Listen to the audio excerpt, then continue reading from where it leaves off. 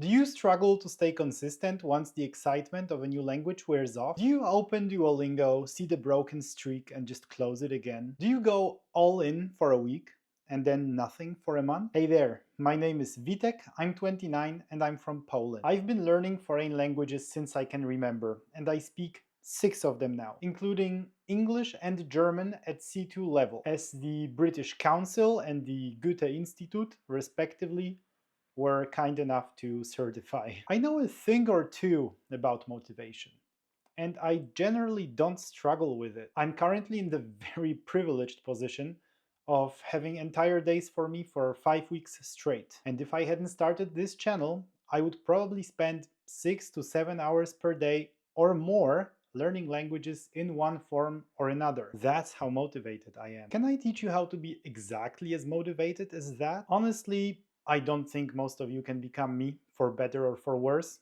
For better, probably.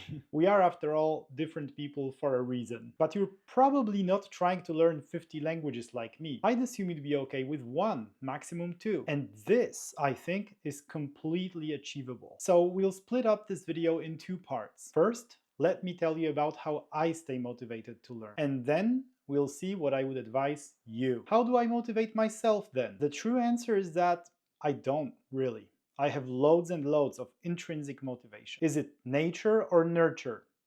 I don't know. Probably a combination of the. And it depends on the language too. When I moved to Germany at 10 years old, I was thrown into a German speaking environment from day one. And I remember as a fact that before my first day at school, my German vocabulary was limited to just 12 words. One of them was der Pilz, mushroom.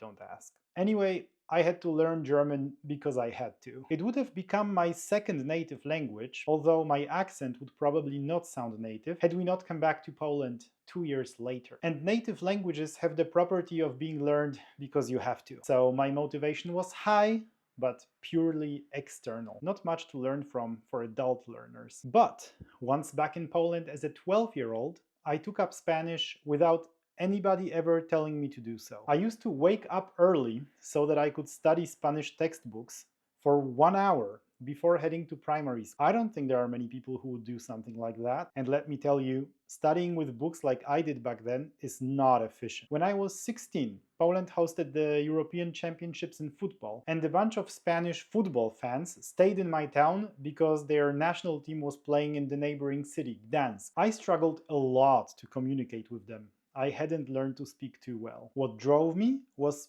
pure curiosity. That's how I could use those inefficient learning methods and not give up. I wanted to know the workings of a different language. And genuine curiosity always played a role in me taking up or progressing with languages. What other things motivate me?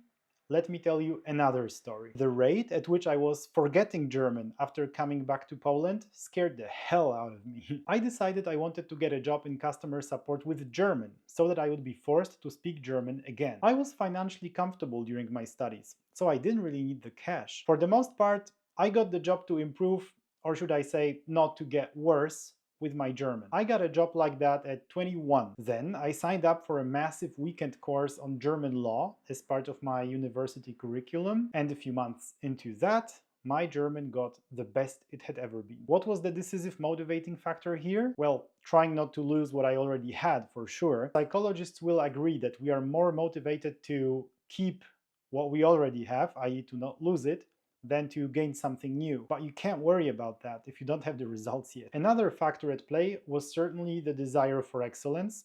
I know that's cheesy as fuck, but I would say that this is something that drives me. Check this out. When I was working full-time as a German-speaking support agent, I would skip university classes. And interestingly, English was one of the courses with mandatory presence. I had to provide a language certificate to my uni if I wanted to legally skip class. I recall B2 would have been enough, but I boldly signed up for C2, not even knowing if I was that level yet. That's definitely some striving for excellence here. And when I moved on with my career and no longer spoke German at work, I signed up for the C2 exam in German, just for myself. Another obvious one is fun, and a video about how I make language learning fun for myself and what you can learn from it will be out next, so stick around if you don't want to miss it. But let's touch upon this here too. I took up Romanian because I wanted to impress a Romanian girl at my faculty. she's now my wife. That's one hell of a fun reason to learn a language. Romanian happened to be similar to Spanish, so a fun and yet effective way to learn it was to study lyrics of prolific Romanian pop songs, of which there are way too many. Buzele tale, două petale, când le sărut, mă topesc pe picioare. And when I started learning French, another language similar to Spanish and Romanian, I would in turn rewrite the lyrics of Zaz songs. I had a lot of fun of building out this library of songs that I understood, despite not speaking the languages just yet. Side note, learning in fun ways also means avoiding boring methods, obviously. Most learners despise vocabulary lists and grammar books, so unless you're an exception, don't use them. They happen to be both boring and inefficient. Enough time with them and you will think that you lack talent and you will give up learning the language altogether. Back to the main theme, I was also motivated by other types of relationships. I relearned the basics of Indonesian after learning and forgetting them 3 years prior because a new hire from Indonesia was about to join our team. I also studied Italian with the Babbel app for the first time because we had 2 Italian consultants in the team and I enjoyed their company a lot. Next thing, upcoming or current trips can also be great reasons to stay motivated to learn. My second long Babbel streak in Italian took place when I went to Italy for a month in 2024. And I have a similar story with Chinese. I can't say I seriously took up Chinese, but when I first went to China in 2017 with my friend who studied Chinese back then, he explained so many things to me that I got a fair understanding of the basic concepts of the language and learned to understand, though not read, a few dozen characters along the way. And then, when my second trip to China was coming up in 2025, I downloaded this Critter app to learn to read and write them, along many new characters too. If I had wanted to be able to say something during this trip, I would have chosen other methods. I chose what seemed like fun to me, and soon enough, I learned something transferable. Nothing's as great as asking at street food stalls, "Yo, Roma?" and understanding the reply, "Mayo," or understanding what the vendor means when they point at something and say, "这个好吃." I also use accountability to some degree. When I book conversation classes for a specific time and pay for them upfront as one does on Italki, it's very uncomfortable for me to try and reschedule them, so I don't. It's way easier to just come to the lesson, even if I don't feel like it. To sum it up, I have a lot of intrinsic motivation driven by curiosity, and that's probably not something that you can just copy. I also strive for excellence to some degree, and this might not be that replicable either. But I also gave you a bunch of other ways to sustain your motivation over time that you can absolutely get inspiration from. Learn in fun ways, learn about fun topics, include relationships, make your environment work for you, tie your learning to real-life events, and use accountability when you need a push. That's how I stay motivated to learn languages. And so what can you do without becoming me? There are loads of other ways that work for others, but you need to consider one thing first. Maybe you struggle with motivation because you're trying to learn the language for the wrong reasons. Maybe you chose a language because it sounded cool, or because somebody told you that it was useful, but you never really cared about it yourself. Maybe you're learning it to impress others, or just because you feel like you should. In that case, no wonder your motivation doesn't last. Learning a language is a huge time commitment, and so is not forgetting it once you learned it. And if your reason isn't personal, it's easy to give up. So ask yourself honestly, do you even want to learn this language? Say that you've looked into that, and you do actually want to learn that language, despite your low level of natural motivation. The decision has been made. Let's see what other ways we have to help. The first seems a bit backwards, but it works well, so bear with me. Many experts in motivation say that action precedes motivation. It's not like you're motivated so you do, it's more like you do and then you're motivated. Action leads to motivation. As said, that seems backwards, but it's also good to know. It makes you aware that, in general, you will struggle less and less with motivation as you keep going. Progress is very motivating, and especially as a beginner, you will see progress almost with the naked eye. This might get trickier at the intermediate level, when you reach the so-called intermediate plateau. This name already reveals to you that this is when progress is no longer visible to you with the naked eye. But don't worry, by the time you're there, you will have more ways to stay motivated by making learning fun and all the other stuff that we cover here. But as a beginner, it might be very helpful to remember that motivation comes from action. And knowing that it's going to hopefully get easier over time might just help you to make the tiny little next step, which then snowballs into the next one and the next one and the next one. Another important source of motivation is to assume the identity of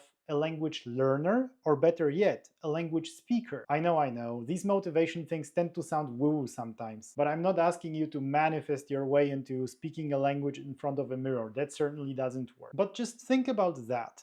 If you want to build a habit of, say, jogging, it would be very useful to label yourself as a jogger. I'm a jogger now. I jog because that's what joggers do, as opposed to, oh, I guess jogging is just one of the things that I do and I have to do it now. What do you think will help you more log your next 5K? Of course, you can also get too attached to your identity, but don't worry about it just yet. Try calling yourself a French learner or French speaker or whatever any other language it is that you're learning, and see for yourself if this mindset shift helps you motivate yourself to keep going. I don't like the term polyglot too much because it sounds a bit pretentious, but I am, after all, someone who speaks a few languages, so I'm technically a polyglot. Do you think that knowing that makes me more likely or less likely to keep learning and improving my languages? You tell me. I briefly mentioned using accountability in form of italki classes as my own source of motivation. But I don't need a lot of accountability to keep going since I'm so intrinsically motivated. If you're not,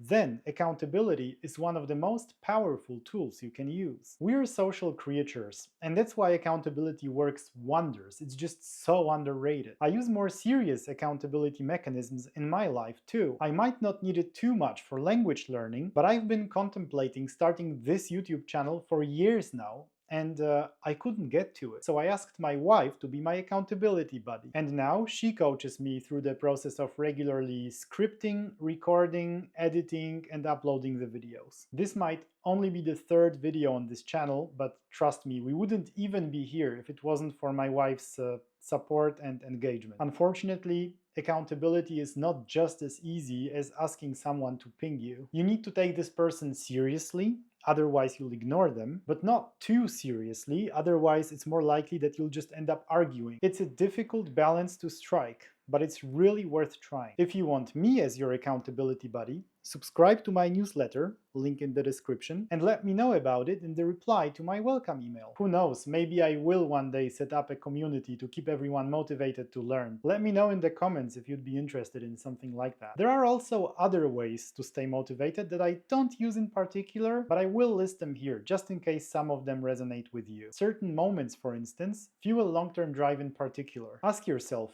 when is the most alive that you feel in your target language? Then remind yourself about these moments when learning gets hard. Maybe note them down. Side note, sometimes the most motivating thing can be an embarrassing error. Use what you have. Don't discriminate it as a reason to motivate yourself. Use the fuel you have. Nothing makes me as motivated to a crazy study session as an error that I made in public, particularly in German for some reason. Another one. If you're feeling really unmotivated that day, then negotiate with yourself. Maybe you can practice just 2 minutes as opposed to 15. Sometimes these initial 2 minutes might pull you in for the rest of the practice, but sometimes not, and that's fine. Alright, this was a lot of food for thought for you. If it feels like too much, then just pick one thing that resonates the most with you and think how you can implement it into your life today. And as you've noticed, fun plays a big role in my language learning. If you want to have even more fun learning languages, then check out this video over here. I think fun might be one of the most powerful levers that you can pull. So it's really worth watching. It's right there. Click it. Go on. Because we had 2 consultants in our team, zajebisty chujowy samochód.